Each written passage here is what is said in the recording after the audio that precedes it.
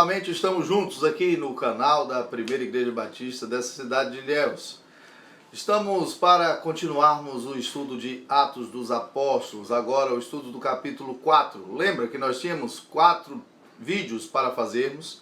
Fizemos 2. Esse é o terceiro vídeo dessa série do capítulo 4 de Atos dos Apóstolos, quando Pedro e João, ainda no capítulo 3,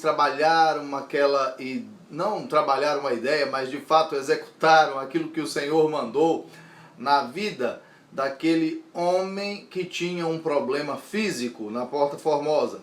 Aqui no capítulo 4, todo o desenrolar da prisão de Pedro e João. E por que foram presos? Porque fizeram uma coisa boa, aqueles valores invertidos dos quais nós falamos. E eles começam a falar com os religiosos e com os políticos da época. Políticos religiosos, religiosos políticos. Essas coisas que acontecem em todo o tempo da história da humanidade e que acabam com reputações, essa mistura que parece não combinar muito bem. Mas antes de nós trabalharmos sobre esse terceiro vídeo, depois dessa pequena introdução, eu quero falar com você que está conosco há algum tempo.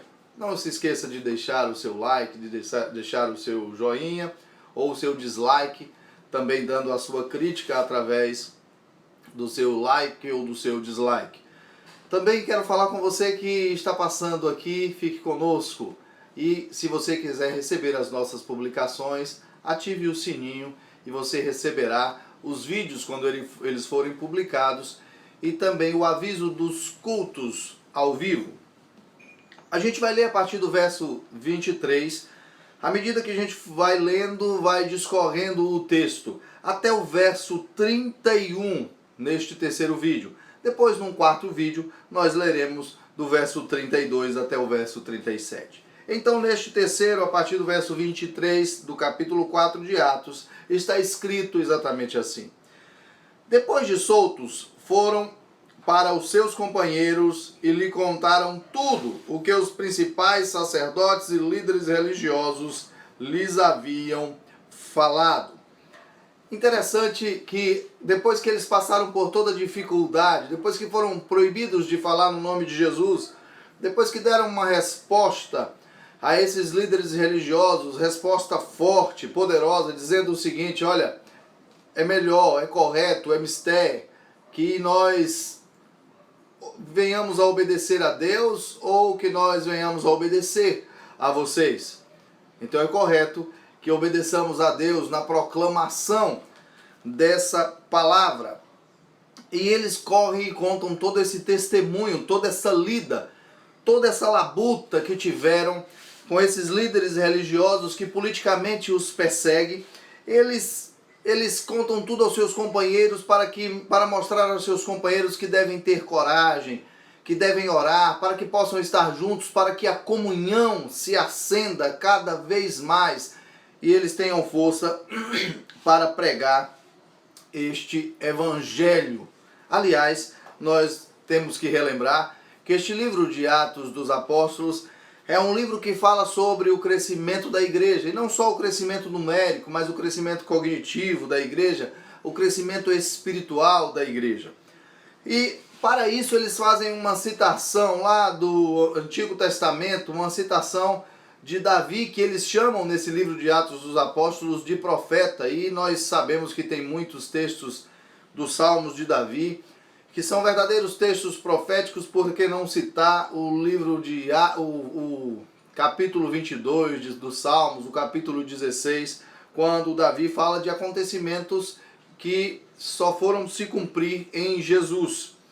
Mas eles estão falando exatamente de como a perseguição política iria perseguir o ungido de Deus. Está em Salmos capítulo 2, versos 1 e 2, mas eles citam esse texto aqui a partir do verso 24, eles dizem assim: ao ouvirem isto, todos juntos, quando ouviram as declarações lá de Pedro e João sobre a perseguição que sofreram, ao ouvirem isto, todos juntos elevaram a voz a Deus, dizendo: Senhor, tu que fizeste o céu, a terra, o mar e tudo que neles há, que pelo Espírito Santo disseste pela boca do nosso pai Davi, teu servo. Aí abre aspas. Porque os gentios se enfurecem e os povos imaginaram coisas vãs. Os reis da terra levantaram-se, as autoridades aliaram-se contra o Senhor e contra o seu ungido. Fecha aspas.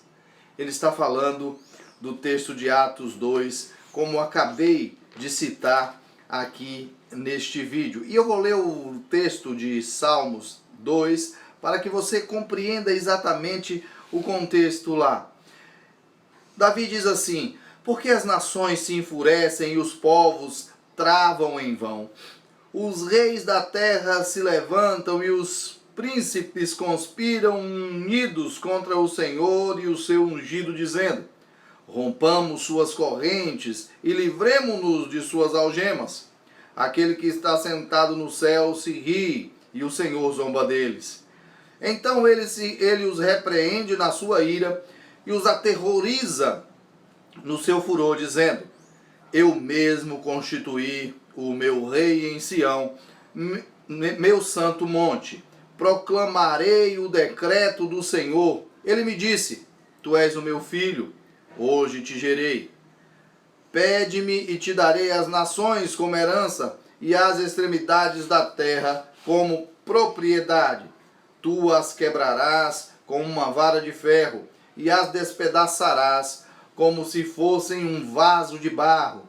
Agora, ó reis, sede prudentes, juízes da terra, acolhei a advertência. Cultuai o Senhor com temor e regozijai-vos com tremor. Beijai o filho, para que ele não se irrite e não sejais destruídos no caminho, porque em breve sua ira se acenderá. Bem-aventurados todos os que confiam nele. Beijai o filho. Eles estão agredindo o filho, mataram o filho e agora estão perseguindo todos aqueles que seguem a palavra do ungido, a palavra do Cristo.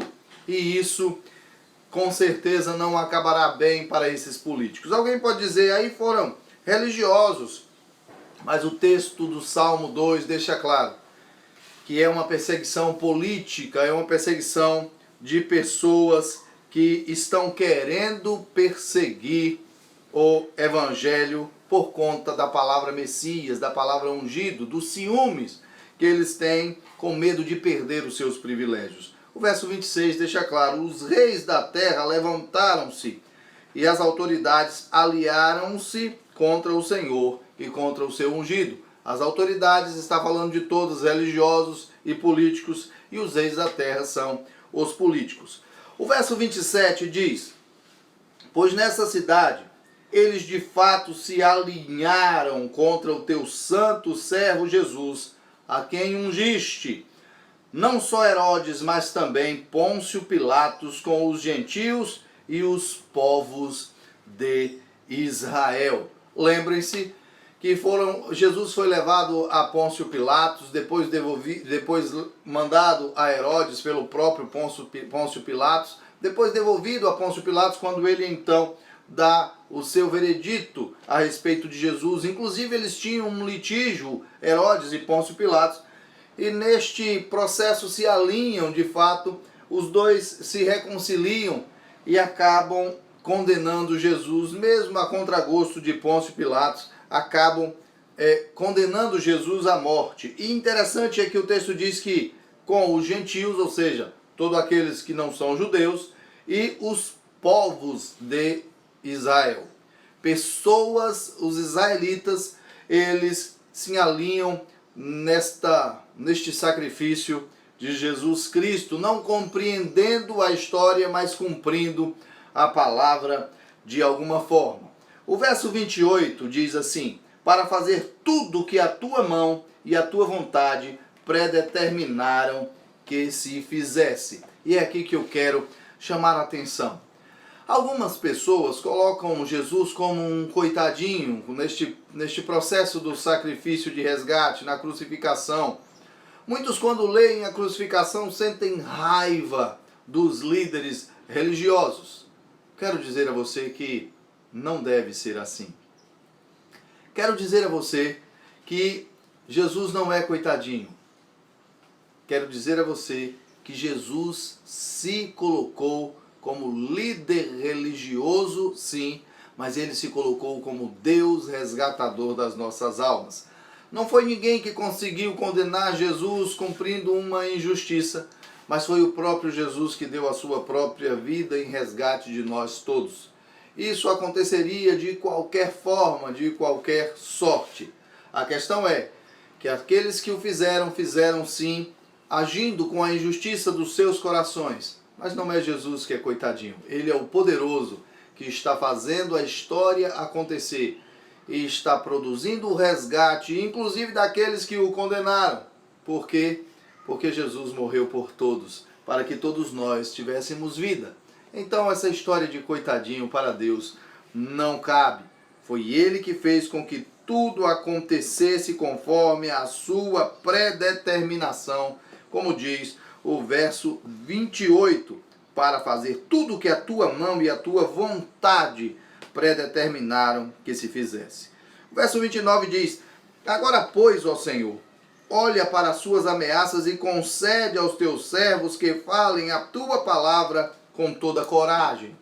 Eu não sei se você percebeu, mas desde que eles voltaram para os seus companheiros, desde que eles compartilharam toda a dificuldade que passaram com os religiosos políticos, os políticos religiosos que seja, desde que eles retornaram desta proibição, desta prisão, e compartilharam, eles começaram a orar. E eles têm uma modalidade interessante aqui de oração, que é orando com as Escrituras, é orando na citação das Escrituras, e aqui citam Davi, em especial o Salmo 2, versos 1 e 2. É uma maneira também que a gente tem para falar com o Senhor. Sempre quando estamos orando, falamos: Senhor, na tua palavra diz assim, na tua palavra nos ensina isso. É outra forma de encher-nos da palavra de Deus e, consequentemente, encher-nos da presença do Senhor, estando consolados com a sua promessa, porque sabemos que aquilo não é uma imaginação, mas é algo que o Senhor escreveu na sua santa palavra e, portanto, acontecerá, porque até hoje não deixou de acontecer tudo aquilo que Deus programou que acontecesse e nos revelou através da sua santa palavra. Quero inclusive abrir um parêntese para dizer que, infelizmente, depois do movimento liberal que acontece no pós-iluminismo, o iluminismo tem as suas coisas boas, mas também trouxe algumas dificuldades dentro da crítica literária, e um movimento liberal que se acende. Também a escolástica lá atrás tinha suas grandes dificuldades, para mim muito maiores, tinha também coisas positivas, e assim a história vai trazendo coisas positivas e negativas. Mas esse movimento liberal que a cada dia cresce e que hoje deixa inclusive de parecer com o movimento religioso, esse movimento liberal tem um esforço nos últimos dias de tirar a sacralidade da palavra de Deus, e isso é um absurdo tão grande, denota uma falta de conhecimento da palavra do Senhor, quando esta palavra vem sendo cumprida de maneira maravilhosa e espetacular todo o tempo. Dê atenção a esta palavra, dê atenção ao que ela diz, verifique se de fato é verdade que ela está sendo cumprida, que você vai perceber que o cumprimento da palavra de Deus vai consolar o seu coração, vai consolar a sua vida, vai consolar a sua alma. E se você embarcou nesse movimento em algum momento, analise melhor, você vai ver que é uma bobagem seguir essas questões outras e humanas e políticas, e indo de encontro a Deus e a sua palavra. E você pode pensar: não estou indo de encontro a Deus, apenas há um escrito. Esse escrito, não tenha dúvida, é a palavra de Deus revelada a nós. Há várias formas de Deus se revelar a nós. Pela natureza, a Bíblia diz: os céus proclamam a glória de Deus e o firmamento anuncia as obras das suas mãos. Através do seu Filho Jesus, que veio, encarnou, e todos o viram as maravilhas que ele fez. Através desta palavra é também a forma de Deus se revelar às nações. Atente para isso. O verso 30 diz assim: Enquanto estendes a mão para curar e para realizar sinais e feitos extraordinários pelo nome do teu santo servo Jesus. O verso 30 é o complemento do 29. Então, para que ele não fique vazio aqui, eu vou ler os dois juntos, para que você perceba exatamente o que é que Lucas quer dizer aqui nesta narrativa, quando ele começa a narrar esses fatos a respeito dos apóstolos, da união deles, de como eles falam a respeito da perseguição e do que está acontecendo. Verso 29, agora, pois, ó Senhor, eles ainda estão orando. Olha para as suas ameaças e concede aos teus servos que falem a tua palavra com toda a coragem, enquanto estendes a mão para curar e para realizar sinais e feitos extraordinários pelo nome do teu santo servo Jesus. Eles estão dizendo, Senhor, mostra para todos eles que o Senhor está presente, que o Senhor está nesse negócio, que o Senhor está conosco. Enquanto falamos aqui e ali, apesar desta terrível proibição que eles nos fazem, mostra a tua presença, mostra o teu agir, mostra fazendo esses sinais maravilhosos para que eles compreendam que nós não fazemos isso de nós mesmos, mas nós fazemos isso porque o Senhor está agindo através de nós. Eles estão orando ao Senhor. Você está com uma dificuldade, está com um problema, a faculdade às vezes traz problemas muito sérios, o trabalho traz alguma perseguição, às vezes a perseguição vem da nossa própria vizinhança. Compartilhe isso com os seus irmãos, compartilhe isso com os líderes da igreja, comece a orar juntamente com eles. Você vai ver que Deus vai operar coisas maravilhosas, vai operar com uma ação que você não esperava que acontecesse, e até aqueles que lhe perseguem serão pessoas aliadas num futuro bem breve, porque serão alcançadas por essa palavra e por esse testemunho que você está dando. O verso 31, para finalizarmos o texto. E quando terminaram de orar, percebeu que estavam orando? E quando terminaram de orar, o lugar em que estavam reunidos tremeu. Todos ficaram cheios do Espírito Santo e passaram a anunciar com coragem a palavra de Deus. Tem coisas perigosas nesse texto, quando a interpretação é uma interpretação feita de maneira dúbia, de maneira equivocada. Uma é, eles estão pedindo a Deus que faça sinais de maravilhas, e quando eles terminaram de orar, Deus dá um sinal para eles de que Deus está com eles. Tudo tremeu. Alguém pode pensar, isso é um exagero. Para que tudo tremer? A experiência de cada um é a experiência de cada um. Tem pessoas que vão ver sinais muito fortes e vão entender que são sinais advindos de Deus, sim, por que não? Outros vão dizer, aconteceu um terremoto e agora eles pensam que foi um poder de Deus. Terremotos também podem acontecer exatamente por um sinal divino. Terremotos acontecerão nos finais dos tempos por sinais divinos. E se você isola os sinais da natureza, achando que só são sinais do acaso, tenha cuidado, porque com certeza você se surpreenderá num futuro bem breve. A segunda coisa que a gente tem que ter cuidado aqui é para não pensar que é um poder que está nas nossas mãos e que porque isso aconteceu somos muito poderosos, porque isso pode trazer um equívoco muito maior. Qual seria o propósito de Deus tremer um lugar, sacudir um lugar? O propósito é, ele quer mostrar para você, ele quis mostrar para aqueles homens que eles tinham a autorização não para amaldiçoar pessoas, não para fazer coisas mirabolantes, para pensar em anjos voando, nada disso. Não porque eles eram poderosos, mas era uma autorização para anunciar com coragem a palavra de Deus. É isso que está dizendo no final. Ficaram cheios do Espírito Santo e passaram a anunciar com coragem a palavra de Deus. Se nós voltarmos um pouco no capítulo 2, no verso 4 do capítulo 2 de Atos dos Apóstolos, nós vamos ver o seguinte: todos ficaram cheios do Espírito Santo e começaram a falar em outras línguas, não simplesmente em línguas, como alguns colocam por aí, parecendo que há uma língua espiritual e uma língua terrena e algo assim. Em outras línguas aqui, em outros idiomas, conforme o Espírito lhes concedia que falassem, para que outros estrangeiros que estavam ali pudessem ouvir esta situação. Aqui também é a mesma coisa.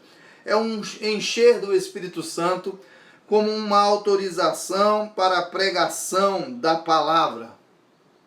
Há um adicional na Bíblia, na século 21, é colocado um adicional aqui na Bíblia de Estudo. Ele diz assim: porém é constante a ousadia para pregar. É por isso que são cheios do Espírito Santo, e tem muitos textos mostrando que Deus nos enche do Espírito Santo. Mas para que esse encher? Se, portanto, o cristão pede: Senhor, quero ser cheio do Espírito, ele vai perguntar: para quê? É para servi-lo. É para isso que somos cheios do Espírito de Deus, para pregarmos o Senhor com autoridade, com a força divina de Deus, para que o querigma, ou seja, a proclamação da palavra, aconteça pela orientação divina, pela orientação de Deus, pela decodificação do Espírito Santo, pela interpretação do Espírito de Deus, para que não venhamos a falar de nós mesmos e daqui a pouco alguém pensar que esse pobre pastor é cheio de poder, advindo dele mesmo, quando na verdade o poder desta palavra que sai é o poder de Deus manifestado depois da decodificação da sua palavra e do iluminar do conhecimento na mente dos seus servos. Então, se você quer ser cheio do Espírito, eu quero dizer a você: quer ser cheio de poder, seja cheio do poder de Deus, cheio do Espírito de Deus, para proclamar a sua palavra.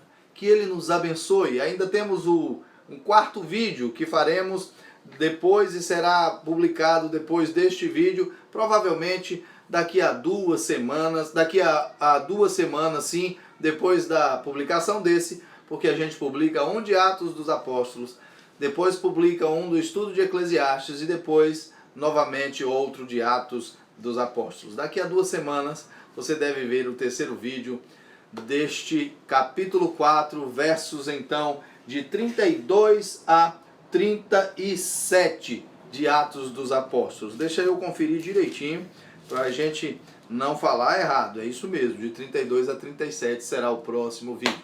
Deus abençoe a sua vida. Esteja cheio de Deus. Não se envaideça. Quando você for perseguido, junte-se com os seus, com aqueles que você tem comunhão, que tem tudo em comum, para orar ao Senhor. Usar a sua palavra como um referencial e para ser cheio do Espírito Santo com o propósito de anunciar e de servir a Deus. Deus abençoe. Até a próxima.